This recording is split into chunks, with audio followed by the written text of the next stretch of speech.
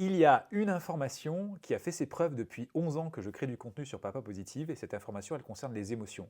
Et cette information, une fois que tu l'as, va te permettre de pouvoir développer ton empathie, notamment en balayant toutes les croyances limitantes ou encore les jugements sur une émotion en particulier qui est problématique pour de nombreux parents, c'est l'émotion de la colère.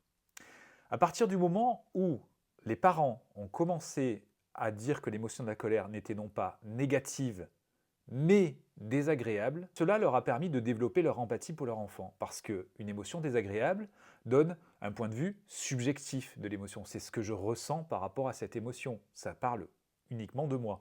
Alors qu'une émotion négative, en soi, c'est un peu un jugement absolu sur l'émotion, et donc le parent va juger cette émotion comme négative, l'enfant lui-même va entendre que cette émotion est négative, et il peut même y avoir des raccourcis qui vont amener le parent à penser que lorsque l'enfant exprime une émotion négative, l'enfant est lui-même négatif, voire même méchant, et on ne veut absolument pas voir ça. Donc on va étouffer l'émotion et certainement pas offrir de l'empathie pour permettre à l'enfant de réguler au mieux cette émotion-là.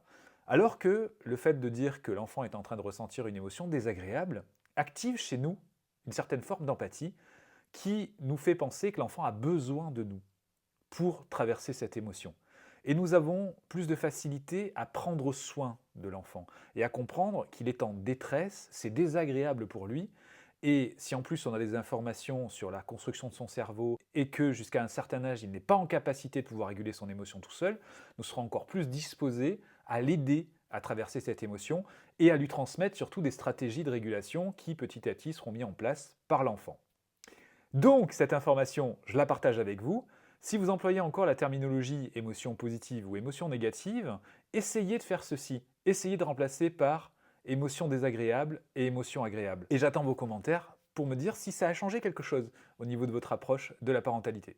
Et pas seulement, au niveau de votre relation à vous également avec cette émotion qui est la colère.